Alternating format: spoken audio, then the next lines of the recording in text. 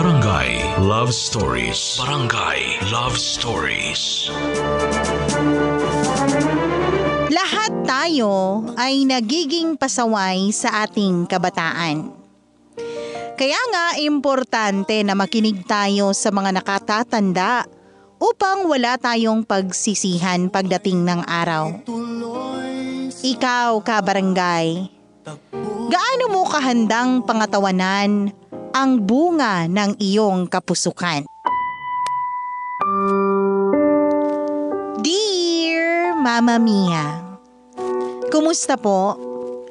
Bago ko umpisahan ang pag-share ng life story ko, pabati muna ng isang mainit at magandang katanghalian sa inyo at sa lahat ng ating mga kabarangay. Itago niyo na lamang ako sa pangalang Vanji, 28 years old at masugid na taga-subaybay ng programang Barangay Love Stories. Sobrang natutuwa ako sa mga kwento na itinatampok niyo talaga na kinapupulutan ng aral sa buhay. Yun ang dahilan kaya naisip kong sumulat sa inyong programa upang ako naman ang makapagbahagi ng sarili kong kwento. Magsisimula ang lahat noong 19 years old pa lamang ako. Teenager pa lang, aminado ako na may katigasan na ako ng ulo, Mama Mia.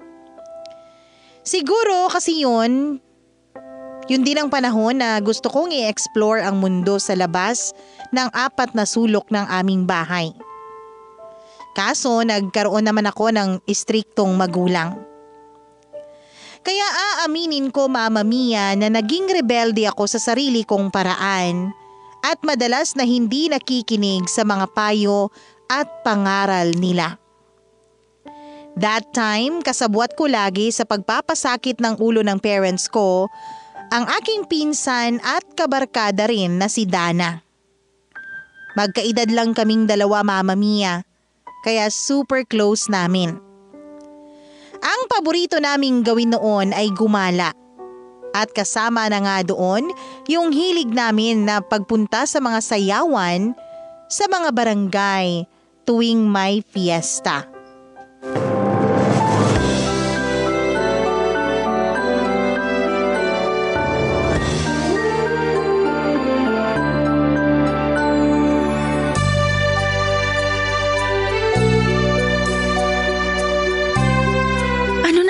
Tagal mo namang sumagot, naiinip na ako. Ano ba kasi uli yung tanong mo, Dana? Ay, ano ba yan? Paulit-ulit? Lutang ka ba o sabog?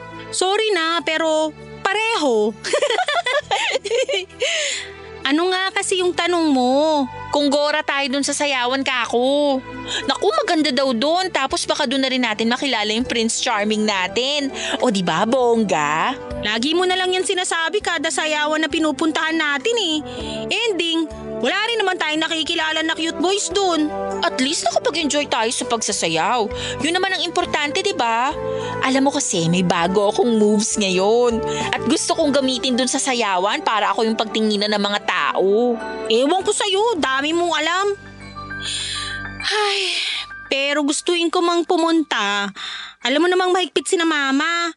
Last time napalo pa nga ako't napagsabihan. Biruin mo sa edad kong to, para pa ring bata yung turing nila sa akin. Nakakahiya at nakakainis kaya. Naku, matagal na namang nakakainis yung si tita eh. Pero go pa rin tayo. Gusto ko talagang pumunta doon. Ayoko naman mag-isa kasi partners tayo, di ba?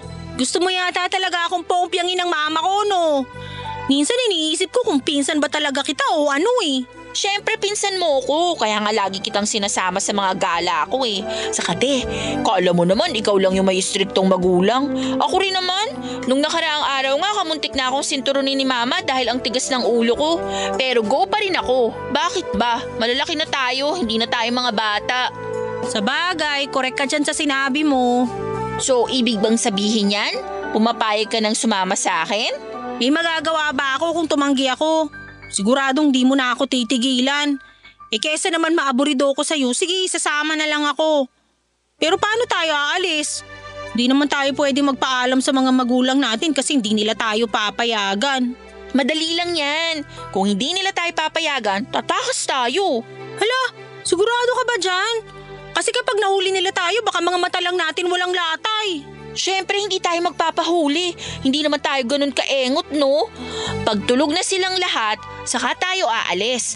Tapos, babalik din tayo bago pa sila magising. O diba? Hindi nila malalaman na nakapuslit na tayo.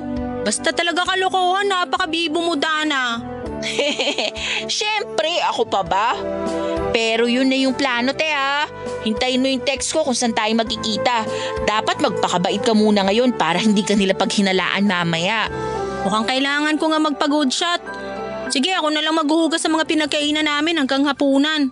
At magdidilig ng mga halaman ni Mama para naman matuwa siya sa akin. Ikaw din, magsipag-sipagan ka muna dun sa inyo.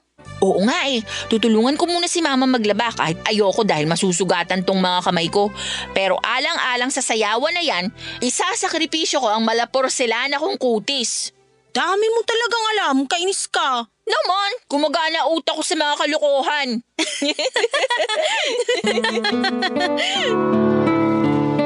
Ang totoo ay kilala na kami ni Dana sa mga barangay na pinupuntahan namin dahil lagi kaming uma-attend sa mga sayawan doon. Kumbaga sa attendance, Mama Mia, ay mabi very good kami ng teacher dahil lagi kaming present. Laking probinsya kasi kami at kumpara sa mga taga Maynila, yun po ang nagsisilbi naming libangan.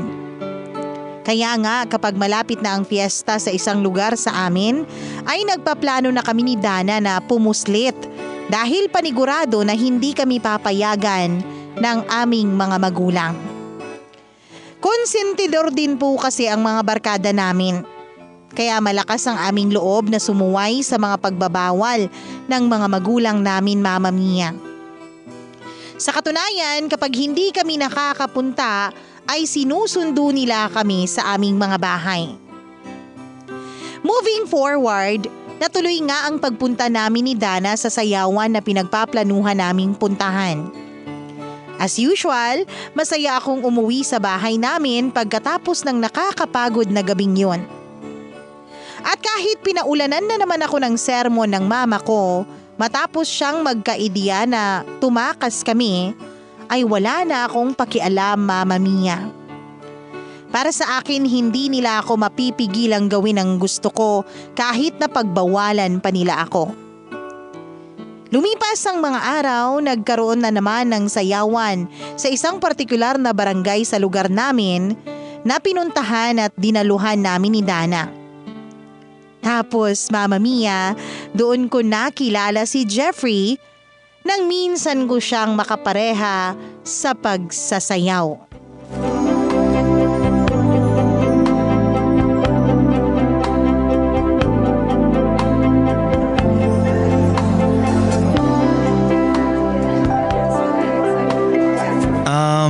Pwede ko bang malaman ang pangalan ng magandang dalaga sa harap ko? Hoy, hindi naman ako maganda. Sakto lang. Basta para sa akin, maganda ka. Ako nga pala si Jeffrey kung itatanong mo. Vanjie naman ang pangalan ko. Sabi na bagay sa'yo. Parehong maganda. Puro ka bola. Pasalamat ka, gwapo ka. Aba, gwapo talaga ako kasi sabi ng tatay ko, magaganda at gwapo raw ang lahi namin. Wow, ang hangin mo rin pala, no? Para tuloy gusto ko nang bawiin yung sinabi ko. Pero biro lang kasi totoo namang gwapo ka. Bawas-bawasan mo lang ang pagiging presko. Hindi naman ako presko. May confidence lang. Tagasan ka nga pala. Bakit ngayon lang kita nakita sa barangay namin? Hindi ka ba taga rito? Taga dyan ako sa kabilang barangay. Dayo lang kami rito ng pinsan kong si Dana kaya ngayon mo lang ako nakita. Ay, nga pala yun si Dana oh. Mahilig talaga kaming pumunta sa mga sayawan kaya nung nabalitaan namin na meron dito sa lugar nyo, nagpunta kami kaagad. Ah, mabuti naman kasi kung hindi kayo pumunta rito, hindi sana kita makikilala ngayong gabi. Feeling ko ako na tuloy ang pinakamaswerteng lalaki sa balat ng lupa kasi nakasayaw kita, Vanjie. Bolero! Pero in fairness di ko lamang isasagot ko. Hayaan mo na kung wala kang masabi. Hindi naman sa lahat ng pagkakataon kailangan mo sumagot sa mga papuri sa'yo. Pero marami na bang nakapagsabi na maganda ka? Lalo na yung mga mata mo. Ikaw pa lang. Sabi na eh, wala talagang taste ng ibang tao. Pero ayos na rin na sa akin mo nalaman. At least mas totoo, di ba? Naku, wag mo naman ako masyadong purihin kasi baka masanay ako tapos hanap-hanapin ko na. Sige ka. Wala namang kaso kung hanap-hanapin mo. Willing naman akong i-appreciate ang ganda mo at sabihin yun sa'yo para malaman mo. Sabi kasi ng mga magulang ko, kapag may maganda tayong nakikita sa paligid natin, sabihin natin. Ipaalam natin dun sa tao para ma-boost yung confidence niya. Tama nga naman kasi parang naging confident ako ngayon dahil sa mga sinabi mo. Thank you, Jeffrey ah. Alam mo, kahit ngayon lang tayo nakita, magaan na talaga loob ko sa'yo. Weird ba yun? Hindi naman. May mga tao talagang itinakda para sa isa't isa. Kaya kahit hindi pa sila nakikita ng matagal, kampante na sila sa isa't isa. Sinasabi mo ba na tinadhana tayo? Oo. Bakit? Ayaw mo ba? Teka, may boyfriend ka na ba, Vanji? Wala akong boyfriend. Kung liligawan mo ko, baka ikaw ang unang maging boyfriend ko. Anong sabi mo? Medyo mahina. Hindi ko masyadong narinig. Ang sabi ko, sumayaw na lang tayo. Tara na, excited na akong ipakita sa iyo yung moves ko. Sige, tara.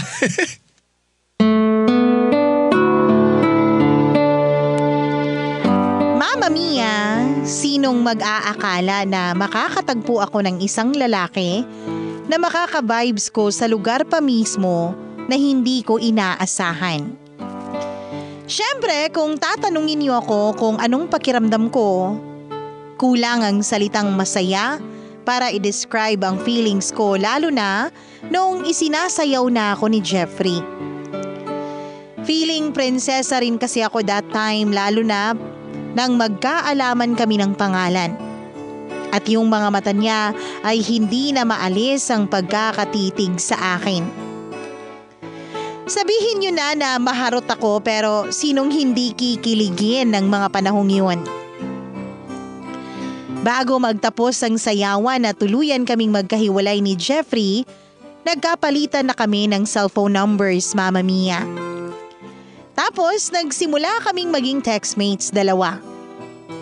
Ang nakakatuwa pa rito ay regular ang pagkikita namin ni Jeffrey kada Sabado dahil merong sayawan sa lugar nila na walang mintis ko namang dinarayo.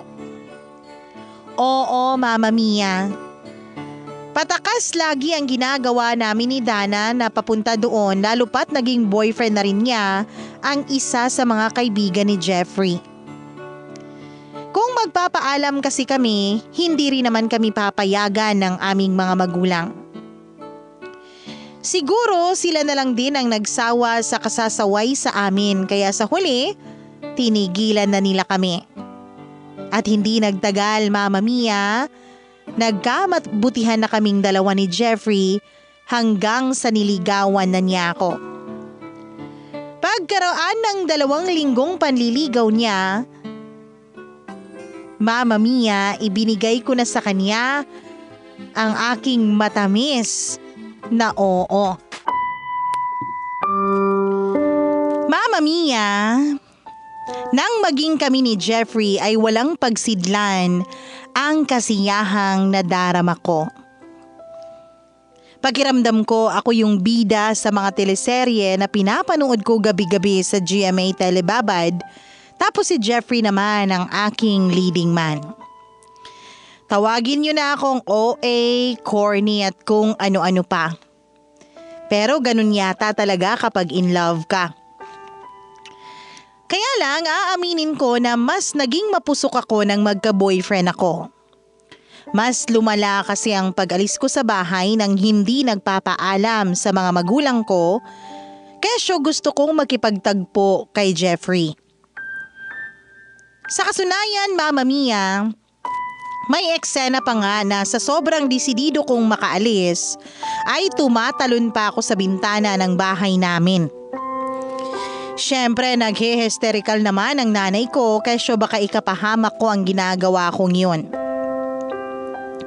Tapos may isang beses din na sa pag-uwi ko sa bahay namin, nasa labas na ang mga damit ko dahil gusto na nila akong palayasin. Nagkaayos din naman po kami ng mga magulang ko pero pagkaraan ng ilang araw ay bumalik ulit ako sa dati kong gawi. Ang pagpuslit at pagtakas para lang makipagkita kay Jeffrey. Hindi niyo naman ako masisisi dahil para sa akin, Mama Mia, si Jeffrey ang safe and comfort zone ko. Kapag kasama ko siya, feeling ko ligtas ako at malaya dahil nakakatakas ako sa mga responsibilidad sa bahay namin. Nang mga panahong iyon, naging bulag at bingi ako sa mga payo ng mga magulang ko dahil sa pagmamahal ko sa boyfriend ko. Bukod sa pagiging mapusok, mas naging matigas ang loob ko, Mama Mia. Isang gabi, pareho kaming lasing ni Jeffrey at may nangyari sa aming dalawa. Yun po ang unang beses na nagpagalaw ako at tiwala naman ako dahil mahal ko siya at naniniwala ako na mahal niya ako. Sa loob ng 3 buwan namin bilang magkasintahan, 3 beses nang may nangyayari sa aming dalawa ni Jeffrey.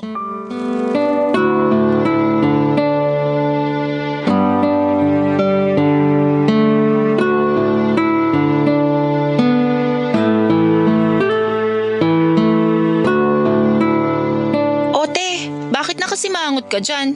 Sige ka, magkaka-wrinkles ka. Dana naman.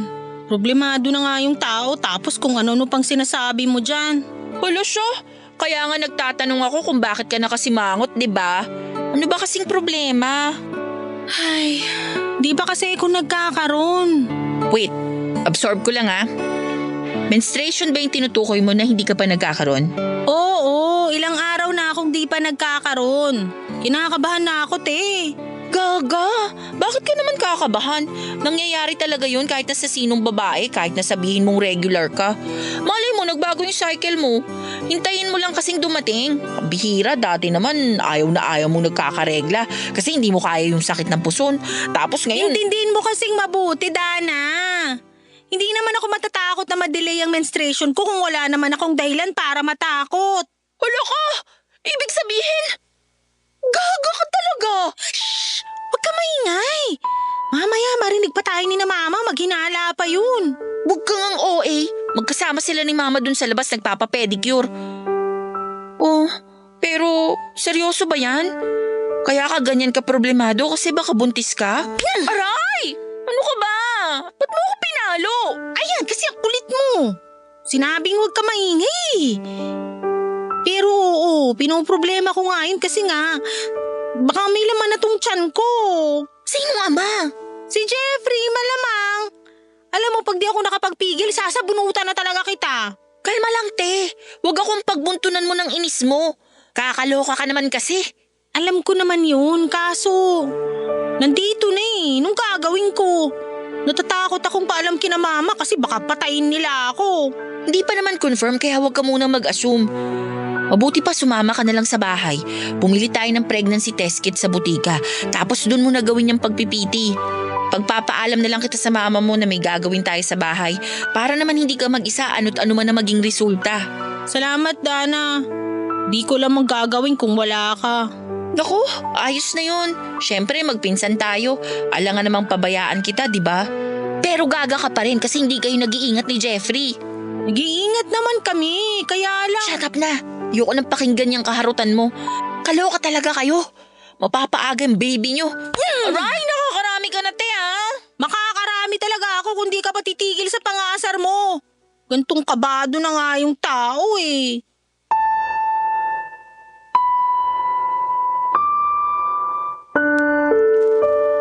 Mama Mia, ayokong maniwala na posibleng buntis ako kaya delay ang menstruation ko.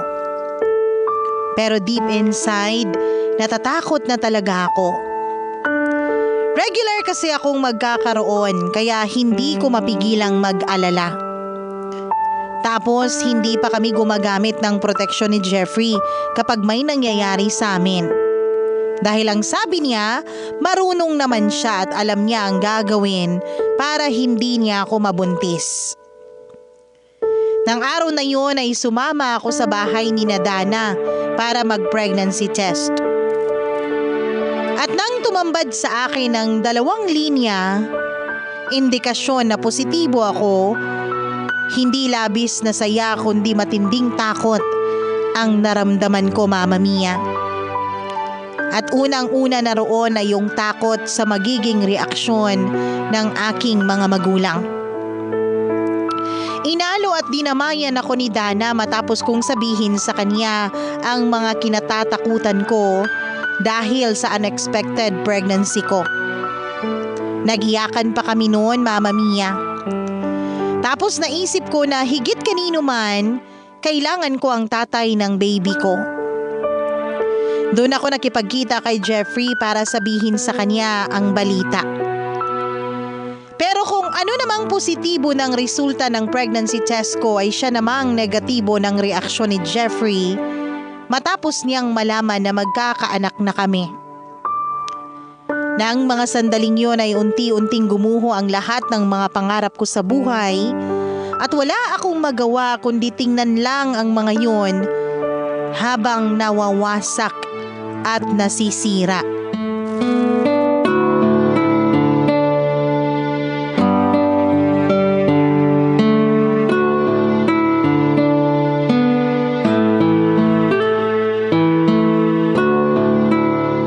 Ano ba kasi sasabihin mo, Vanji? Bakit bigla-bigla mo na lang akong tinatawagan para makipagkita? Medyo busy kasi ako ngayon.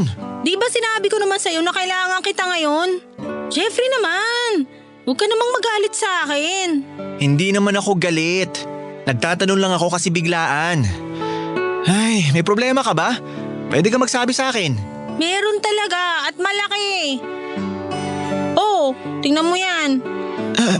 Ano ba to, Vanji? Kaninong pregnancy test to? Anong klaseng tanong ba yan? Malamang sa akin. Buntis ako, Jeffrey. Nabuntis mo ako.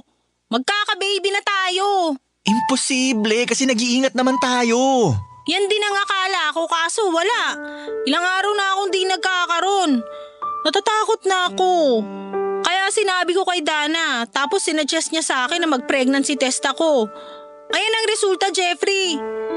Ay, ano nang gagawin natin? Paano natin sasabihin sa mga magulang natin? Anong paano natin sasabihin? Hindi natin sasabihin, Vanji. Jeffrey naman! Sorry, pero hindi pa ako handang tanggapin na magiging anak natin. Ayoko pa maging tatay. Marami pa akong pangarap sa buhay, no? At hindi ko yun matutupad kung magkakaroon ako ng responsibilidad. Naririnig mo ba yung mga sinasabi mo? Kasi kung joke yan, tigilan mo na yan. Huwag mong sabihin yan kasi pinapasama mo lang ang loob ko. Hindi ako nagbibiro, Vanji. Hindi pa ako handa sa pagdating ng baby natin. Isang malaking kalokohan na nakipagkita ka sa akin ngayon para lang sabihin na buntis ka. Siraulo ka ba? Siraulo na ako, siraulo. Pero nagsasabi lang ako ng totoo. Hindi ko matatanggap ang bata sa tiyan mo. Ayoko siyang kilalanin bilang anak. Mabuti pa habang maaga, ipanlaglag mo na yan para wala na rin tayong problema. Kasi kahit umiyak ka pa ng dugo, hindi ko kayo pananagutan, no? Mabuti pa alis na ako. At ikaw, umuwi ka na sa inyo kasi baka hinahanap ko na ng parents mo. Di ba ayaw na ayaw ng mga yun na wala ka sa paningin nila? Oo, pero wag mo naman akong iwanan, oh. Please, hindi ko to kakayanin. Jeffrey, mababaliw ako. Hindi ko na problema yun.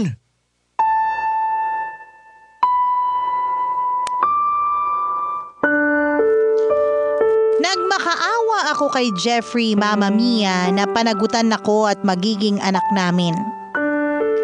Pero naging bingi siya sa mga pag-iyak at pakiusap ko. Kulang na lang magmanikluhod ako na wag siyang umalis ng sandaling yun dahil kailangan ko ng karamay. Kaso disidido si Jeffrey na iwanan ako at takasan ng responsibilidad niya sa baby namin. Akala ko nabibigla lang siya kaya niya yun nagawa at nasabi ang mga bagay na yon.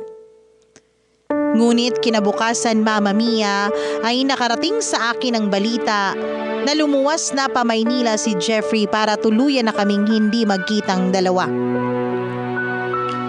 Mama Mia, kulang na lang ay masiraan ako ng tuktok ng mga panahong iyon dahil nga mag-isa ko na lang haharapin ang pagbubuntis ko.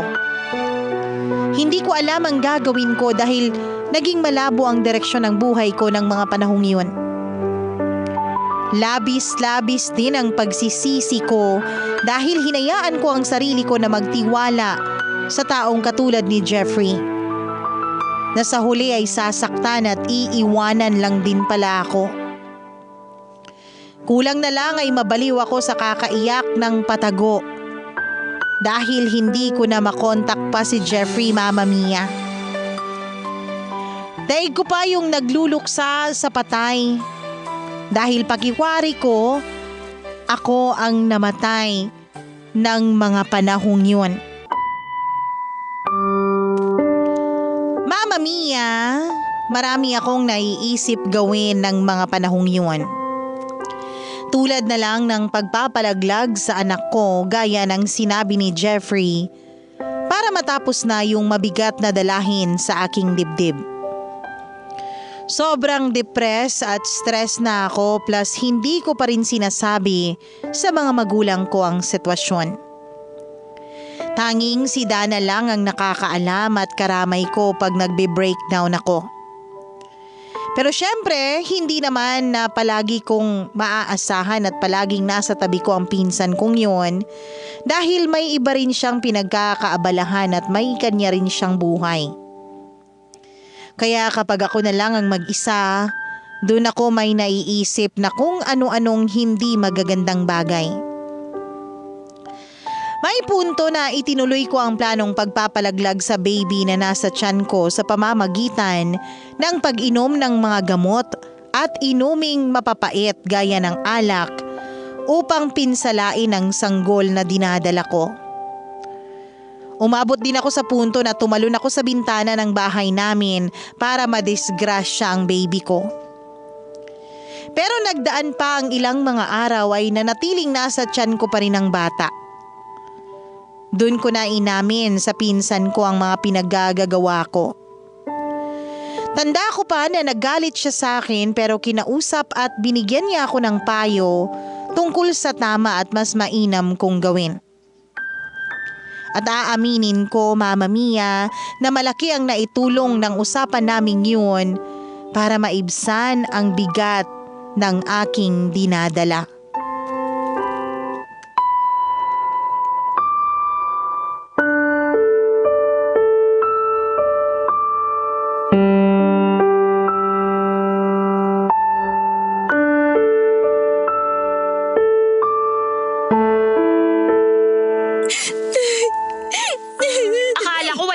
Igagalit pa dahil sa ginawa sa'yo ni Jeffrey. Pero parang mas magagalit ako sa pinagagawa mo sa sarili mo at sa baby mo, Vanji. Okay ka lang ba talaga? Paano mo yun naisip? Hindi ko rin alam, Dana.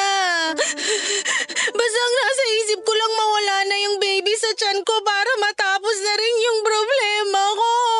Pero pati sarili mo nilalagay mo sa kapahamakan. Paano kung may nangyaring masama sa'yo? Ano na lang ang mararamdaman namin?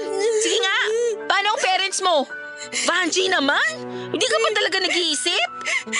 Anong magagawa ko kung yun lang naisip ko? Sige nga, kung ikaw nasa posisyon ko, anong matinong maiisip mo? Wala, diba? Tapos iniwan pa ako ni Jeffrey. Nawala siya na parang bula. Hindi mo lang alam kung paanong gabi-gabi hindi ako makatulog ng maayos, kakaiyak at kakadasal sa Diyos na sana hindi na lang ako magising kinabukasan kung mararamdaman ko lang uli yung sakit na pinagdadaanan ko. Pero ewan ko ba, sa kabila kasi ng lahat, nandito pa rin ako. Nandito pa rin ang baby namin ni Jeffrey. Isa lang kasing ibig sabihin yan. Hindi nyo pa time ng anak mo. Kaya kahit anong gawin mo, hindi nangyari yung mga naiisip mo dahil may dahilan pa rin kayo para magpatuloy sa buhay. Ay, hindi ko man personal na nararanasan ang pinagdaraanan mo. Pero naniniwala ako na malalampasan mo rin yan lahat at magiging okay din kayo ng baby mo. Tsaka Vanji, Nandito naman ako eh. Diba, hindi lang tayo magpinsan. Mag-best friend din tayo. Kung kailangan mo ng emotional support, pwede kang pumunta sa bahay kasi welcome ka dun. Salamat talaga, Dana. Lagi ko namang sinasabi sa'yo na kung wala ka, baka naglalakad na ako sa kalsada na walang damit pang itaas. Ewan ko sa'yo. Pero seryoso, normal yun kasi pamilya tayo eh. Ang pamilya, hindi yan nag-iiwanan kahit na anong mangyari. Kaya nga naisip ko rin na bakit hindi mo nalang sabihin sa parents mo, sa mama mo, para naman matulungan ka rin nila at maalalayan. Hindi mo habang buhay na maitatago sa kanila ang pagbubuntis mo. Lalaki at lalaki ang tiyan mo, te. Naisip ko rin naman yan. Pero natatakot pa rin kasi kung sabihin sa kanila eh. Tapos iniwan pa ako ng tatay na magiging anak ko. Baka palayasin na talaga ako sa amin kasi nakakahiya akong anak. Di naman siguro aabot sa ganun. Oo, magagalit sila. Pero anak ka pa rin nila, diba? Sa ngayon, yun lang talagang naiisip kong paraan para kahit paano lumuwag yung dibdib mo at mabawasan ang bigat na dinadala mo.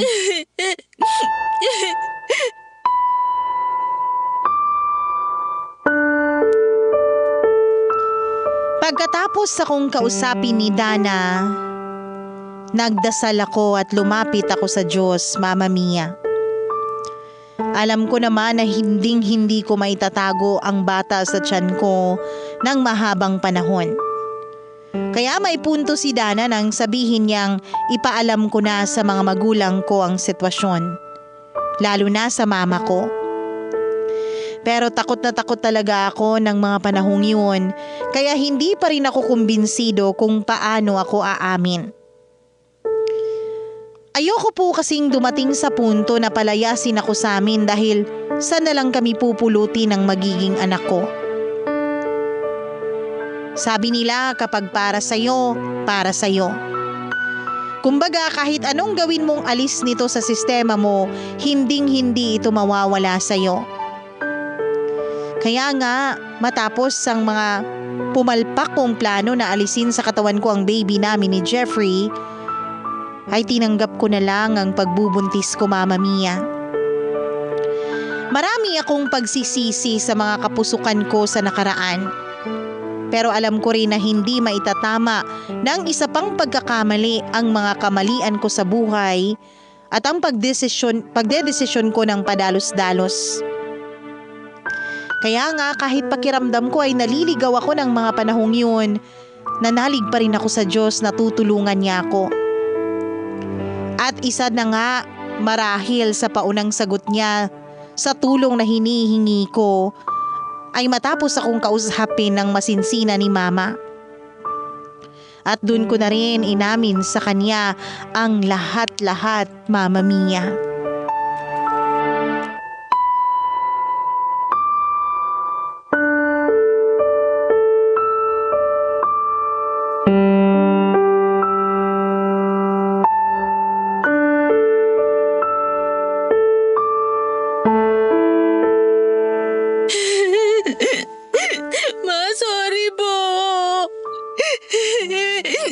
Hindi ko po intensyon na maging kahiyan niyo ni Papa.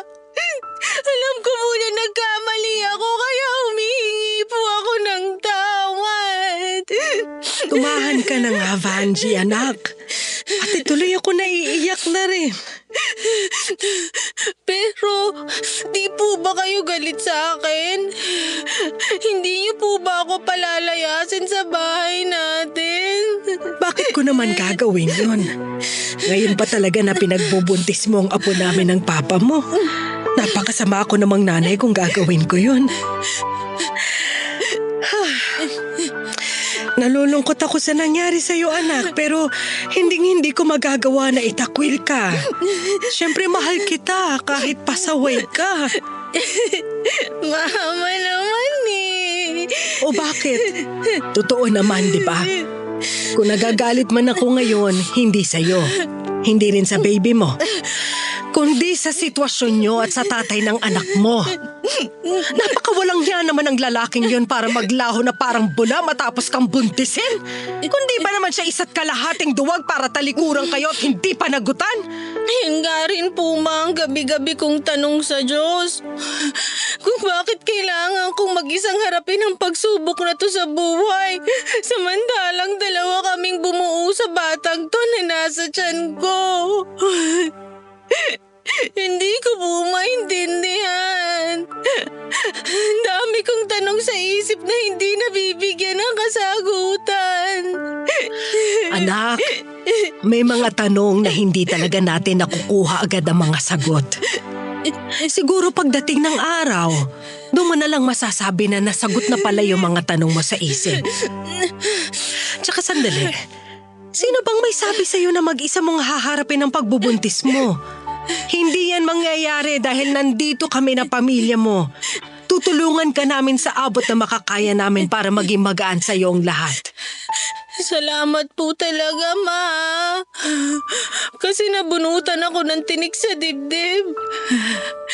Pinangunahan lang po talaga ako ng takot kaya hindi ako nakapagsabi kaagad sa inyo.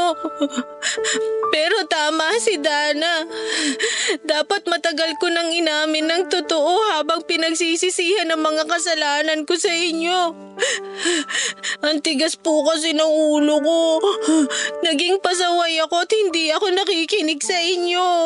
Normal na maramdaman mo ang matakot kasi naging mahigpit kami sa'yo. Pero naisip ko, may kasalanan din kami. Sana noon pa lang, imbis na lagi ka naming pinagagalitan o pinagbabawalan, kinausap ka namin ng masinsinan. Nang sa ganon, napapayuhan ka namin sa mga bagay-bagay. Bilang magulang, meron din kaming pagkukulang. Siguro, merong dahilan ng Diyos kung bakit nangyari sa iyo ang lahat ng to. Yun para mas maging malapit tayo sa isa't isa, anak. Pangako, lagi mo kaming masasandalan at maaasahan.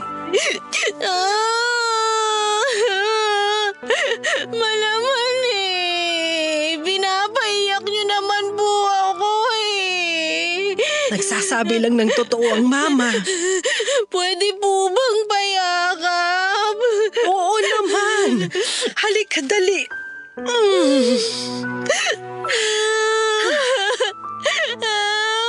Ang anak kong to, magiging magulang na rin. Nag-aalala pa rin po ako kasi wala akong kaalam-alam sa pagiging magulang. Matututunan mo rin yan. Basta lagi ka nang makikinig sa amin. Pangako, Mama. Hindi na po ako magiging pasaway.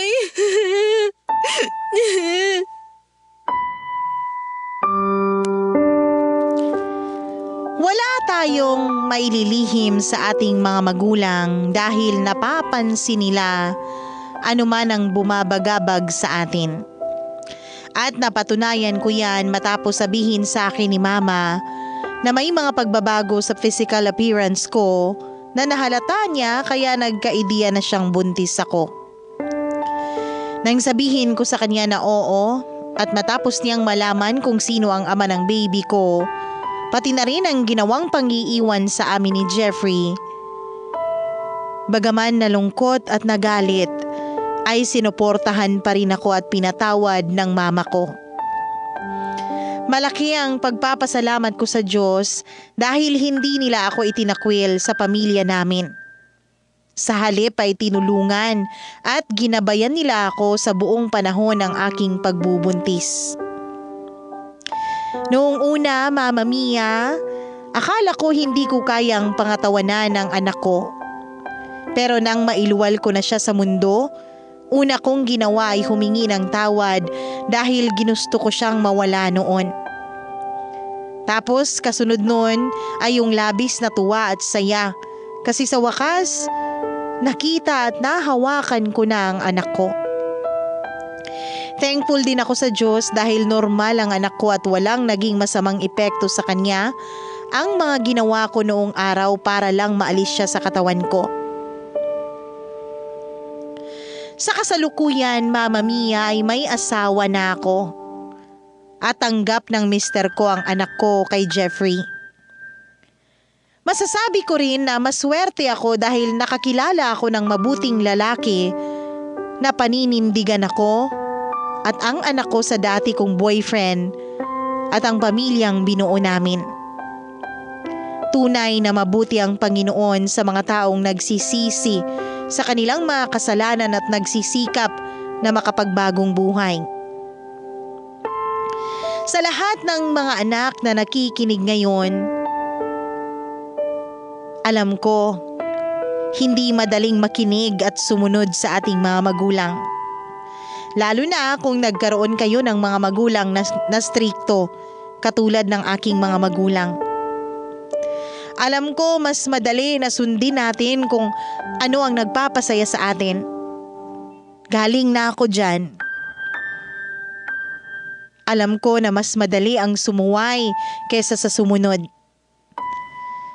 Pero sana bago tayo sumuway sa ating mga magulang, at sana bago natin gawin ang gusto natin, sana maisip natin na lahat ng ginagawa at sinasabi ng ating mga magulang, lahat ng pagbabawal, yun ay para sa ating sariling kapakanan.